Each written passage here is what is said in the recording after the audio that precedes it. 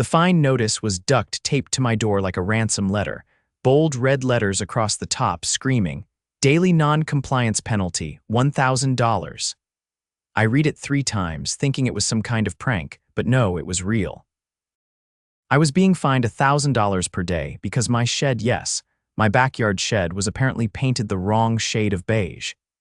It was the handiwork of Karen Fletcher, the HOA president of Willow Ridge Estates and self-proclaimed protector of property values. Middle-aged, tight perm, always in a pastel twinset, and constantly carrying a clipboard like she was auditioning for a role in a dystopian sitcom.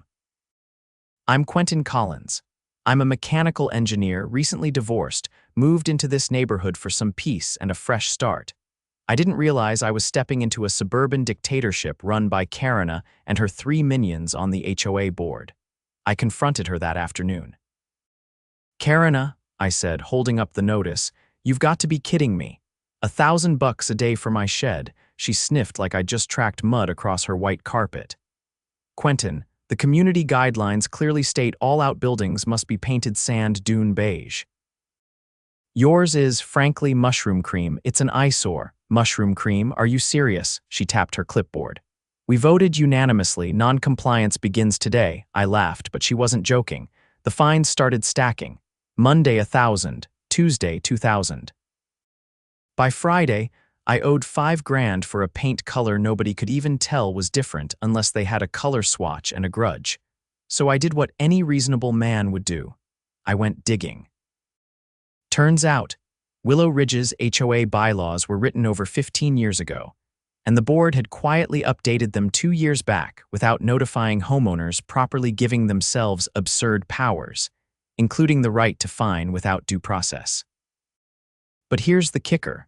Those same bylaws allowed homeowners to transfer their voting rights.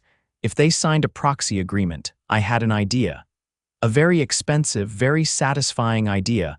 I started going door to door.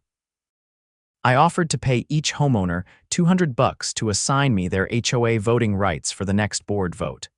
Most of them didn't even ask questions. They were sick of Karen too. They called her Clipboard Karen, the beige enforcer, and my personal favorite, Queen HOA. In 5 days, I had voting rights from over 60% of the neighborhood, enough to call a special vote and enough to control the outcome. I filed the paperwork with the HOA's management company. Legally, I now held a majority of the community's votes. Next, I called for a special meeting. Karen tried to stop it. "You can't just override the board." She snapped at me during a walk-through she scheduled just to glare at my shed again. "Yes, I can," I said, holding up the signed proxies. "And next Thursday at 6, we're going to vote. Dress nice." She turned redder than a sunburned tomato. "You don't understand how this works, Quentin. We are the board." Not for long. I turned and walked back into my very mushroom cream-colored shed. The meeting was scheduled in the community clubhouse. Thursday at 6 sharp. The same space usually reserved for bingo nights and overpriced wine tastings now buzzed with a different kind of energy. Folding chairs filled up fast, neighbors muttering among themselves as they glanced between the old board members at the front and the stack of papers in my arms. I walked in last, dressed like I was heading into a courtroom. Navy jacket, pressed slacks, and a folder full of notarized proxy forms. Karen stood at the podium, tapping her pen against the microphone like she was trying to summon order through irritation alone. "We will now begin by..." "No," I interrupted, stepping forward. "You won't. The majority of voting rights in this subdivision belong to me, per Section 7.3 of the bylaws. I've submitted the required notice to the management company. This is now a recall vote, and I am facilitating it." Karen's lips parted like she was about to object, but she spotted the community manager from Larchwood Property Services sitting behind me. He gave her a resigned nod. "I didn't authorize this," she hissed. "You didn't have to," I said. "The law did." There was a silence so thick you could feel the temperature drop. Then I turned to the residents. We've all watched this board make decisions without transparency. They've issued fines without hearings, updated rules without proper notification, and in several cases, collected penalties that were never accounted for in the public financial reports. Tonight, we vote on whether to remove the current board and appoint a temporary committee to oversee a formal election. All those in favor, raise your hand. It was like watching a forest of arms go up. People didn't hesitate. Even the Bennetts, who normally kept to themselves and never got involved, raised both hands like they were signaling an SOS.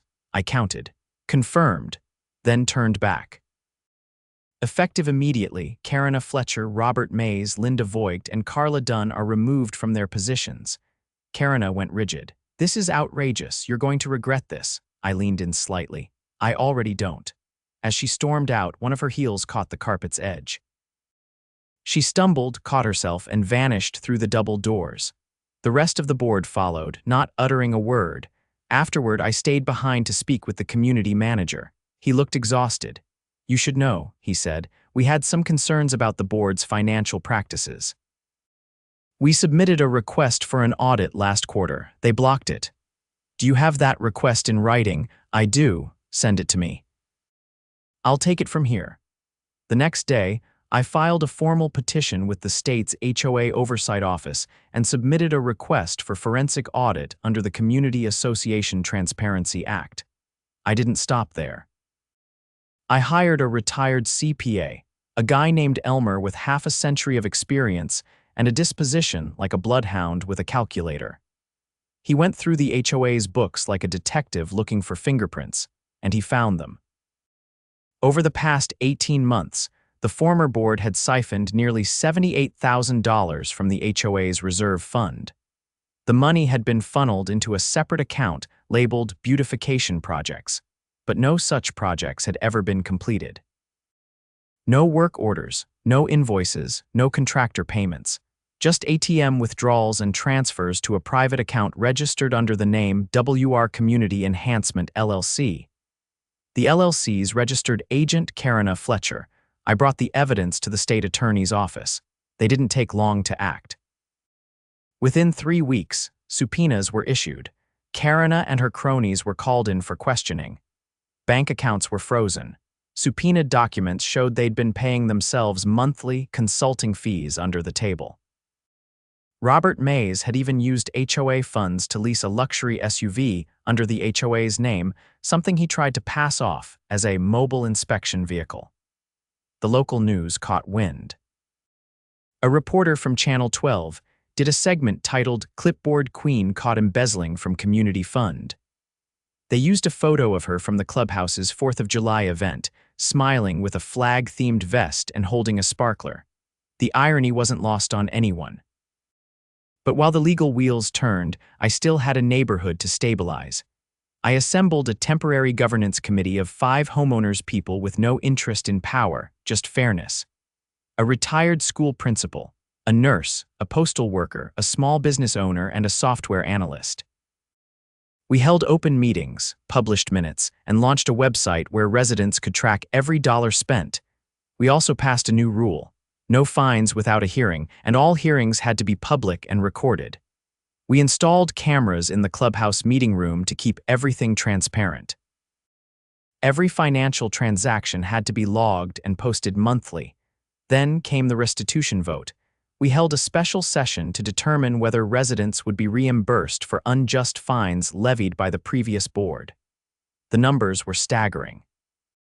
Over 120 homeowners had been fined for infractions as petty as improper flagpole angle and non-regulation mulch color. We voted unanimously to issue partial refunds. Not just as a gesture, but as a formal acknowledgement. This community would no longer tolerate abuse disguised as governance. One night, as I was walking to my mailbox, a voice called out from across the street. "Hey, Quentin." It was Mr. Harlow, the retired Navy vet who lived 2 doors over. He was holding a beer in one hand and waving with the other. "You saved this place," he said. "And my wife says thanks for getting her flower boxes off the violation list." I chuckled. "Tell her she's got the only geraniums in the neighborhood with full legal protection." He laughed and raised the bottle in salute. A week later, a formal notice came from the state attorney's office. Charges had been filed against Karina and the other 3 for embezzlement, fraud, and misuse of community funds. They were looking at serious prison time. The HOA's insurance policy kicked in to cover most of the losses, and the LLC assets were seized. We renamed the HOA the Willow Ridge Neighborhood Council. Same structure, but with a new charter built on transparency and checks. No one could serve more than one term, and no one could spend $1 without a paper trail. I still kept the shed the same color, by the way. Mushroom cream stayed exactly as it was. No one ever brought it up again. By the time the dust settled, the neighborhood had started to breathe again. Lawns grew a little wilder. Kids left their bikes on the sidewalk without fear of citations, and people leaned on their fences to talk instead of peeking through blinds. But just because we'd cleaned house didn't mean the house was clean. 2 weeks after the board was removed, I received a manila envelope without a return address. Inside were photocopies, bank statements, scanned receipts, and a detailed spreadsheet with labeled transactions. The top sheet had a sticky note in shaky handwriting. You missed something. Start with June. I laid everything out on my dining table and started reading. June of last year, the HOA had authorized a stormwater retention project on the southern edge of the neighborhood, a ravine that had once flooded during a freak downpour.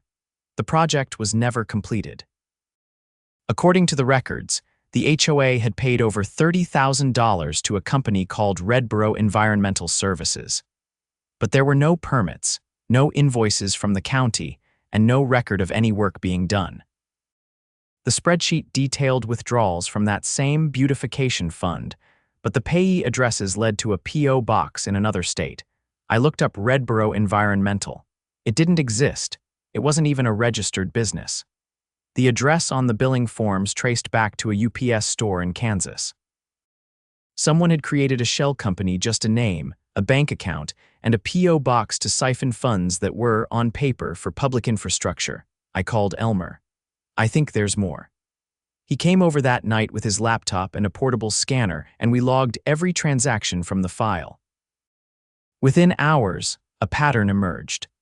The payments to Redboro matched up with several withdrawals from the HOA fund, each spaced exactly 5 days apart. Same amounts, same memo, retention project phase installment. Whoever did this, Elmer said, knew just enough to hide the theft behind a real concern, but not enough to make it pass scrutiny. I contacted the county public works department. They confirmed there had been no permit requests, no inspections, and no contractor filings related to stormwater systems in our area during that time. I took the findings back to the state attorney's office. This time, I was ushered into a room with an investigator from the Office of Economic Crimes.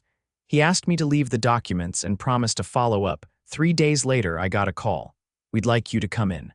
I met with 2 agents and a prosecutor. They laid out what they believed had happened. Karina and Robert had created Redboro Environmental as a front. Using HOA funds, they issued themselves staged payments for non-existent work. But the rabbit hole went deeper. Federal grant money had been involved.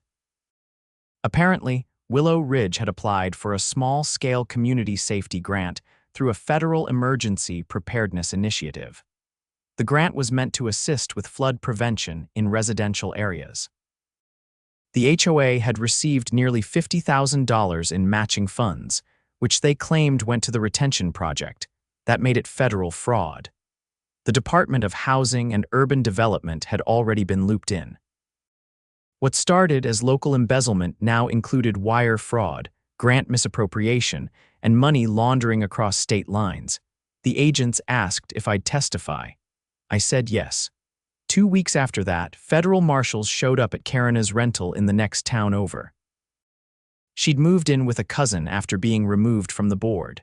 They took her out in cuffs, no morning jog, no pastel sweater, just a windbreaker and disbelief on her face. Robert was picked up later that day, and Carla turned herself in the following Monday. Linda had skipped town, but the feds had already flagged her passport. The news dropped like a bomb in the neighborhood. The clubhouse bulletin board was covered in newspaper clippings for days. One article quoted a federal agent describing the scheme as one of the most brazen misuses of community funds we've ever seen at this level. I figured that would be the end of it, but the next curveball came from an unexpected place: insurance. The HOA's liability insurer, the one we'd used to cover partial restitution, launched their own investigation. Turns out, the policy had been misrepresented by the former board. They'd falsely claimed the community had annual independent audits a requirement for fraud coverage. Since no audits had been conducted in over 3 years, the insurer was preparing to file suit against the HOA for breach of contract. And since I was now acting head of the interim council, they sent the notice to me. I called an emergency session that night. "I'm not going to sugarcoat this," I told the room of homeowners. "We're potentially liable for a lawsuit from our own insurer. If it goes through, we'll be forced to dip into the reserve fund and possibly raise dues." There were groans, a few anxious whispers, then Mrs. Darnell, the retired principal, raised her hand. "Could we countersue the former board for damages?" I nodded. "Yes, but we'd be last in line behind the feds. At best, we'd recover a fraction." "They stole from us," she said. "We shouldn't have to pay twice." We voted to hire an HOA specialized attorney to negotiate with the insurer. I found a firm run by a former state legislator who'd written parts of the Community Governance Reform Act. She reviewed our case and took it on pro bono for the first 90 days. At her suggestion, we compiled a full audit trail that showed every action taken by the interim council since the board was removed. Transparency protocols, financial reforms, the restitution program, all of it. The insurer backed off. Instead of suing, they offered a reduced coverage plan with a probationary period. We'd have to complete 2 consecutive audits and pass both to reinstate the full policy. That bought us time. Meanwhile, the federal trial began. I was called to testify on the second day. I sat across from Karina for the first time in months. She looked different, no makeup, hair flat, posture rigid. When the prosecutor asked me to describe how I learned of the Redboro scheme, I laid out every detail, from the anonymous file to the cross-state shell company. Karina never looked at me. Robert pled guilty halfway through the trial. Carla struck a deal, turning over additional evidence that implicated Linda in a separate scheme involving landscaping kickbacks. Linda was arrested in Oregon 2 days later. In the end, Karina refused to plead. She took it to verdict, guilty on all counts. She was sentenced to 9 years in federal prison with no chance of parole for at least 6. Robert got 5, Carla 3. Linda was awaiting extradition. The judge called it a textbook case of suburban greed disguised as community stewardship. Back in Willow Ridge, things changed. No more closed-door meetings. No more arbitrary fines. We rewrote the entire charter line by line with help from residents and legal experts. We added a whistleblower clause, required annual audits, and created a rotating financial review panel made up of volunteers. At the next full election, I declined to run. I'd done what I came to do, a quiet life. That's all I wanted when I moved here. Instead, I ended up dismantling a suburban Ponzi scheme and testifying in federal court. Funny how things turn out. On the last day of my term, I walked through the neighborhood, past houses with mismatched shutters, kids chalking up the sidewalk, and an elderly man repainting his fence bright turquoise. He waved, I waved back, no beige in sight. A month after the trial, I began noticing a strange pattern. Not in the neighborhood things there had finally settled, but in my mailbox. 3 separate letters arrived, each one from a different law firm, addressed to the HOA's interim counsel, me, technically. All 3 were demands from contractors claiming they were owed money for work, approved by prior board authority. One was from a firm in Tallahassee claiming they'd installed perimeter security cameras. Another listed consulting services for community engagement strategy. The third was the most unusual, a landscaping company in Nevada demanding payment for $28,000 worth of remote design services. I didn't recognize any of the vendors. I checked the HOA records, nothing matched, not a single contract, invoice, or board vote. I called the council together the same evening and laid everything out on the table. "We're being targeted," said Myra, the retired postal worker. "These are ghost contracts." "No," said Nate, the software analyst. "They're placeholders. Someone created fake records, assuming no one would ever audit them. Now they're trying to cash in before we close the books for good. You think it's part of the same scheme? I asked. Nate tapped one of the letters. The formatting on these invoices is identical to the Redborough ones, different company names but the same template. They didn't even bother changing the font. We contacted the HOA's attorney. She filed a cease and desist to each firm and requested verification of services rendered. Within a week, 2 of the firms withdrew their claims. The third turned out it didn't exist. The Nevada landscaping firm had a phone number that rerouted to a disconnected line, and the address led to a warehouse that had been vacant for 8 years. That was enough to trigger another call to the feds. The prosecutor who'd handled Karina's case brought in a fraud specialist from the Department of Justice. They traced the bank routing numbers on the invoices. All 3 linked to a single account in Delaware under a trust owned by a shell company called Silvertree Equity Holdings.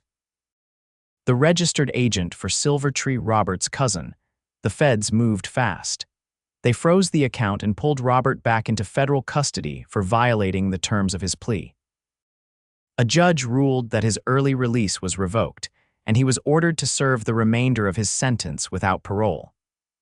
The Department of Justice also opened a new investigation into post-conviction fraudulent activity, with potential charges for conspiracy to defraud and obstruction. At this point, I should have walked away. I wasn't even supposed to be on the council anymore. My term had expired 2 weeks prior, but I couldn't hand this mess off half clean. I called another meeting. This council has 2 choices, I told them.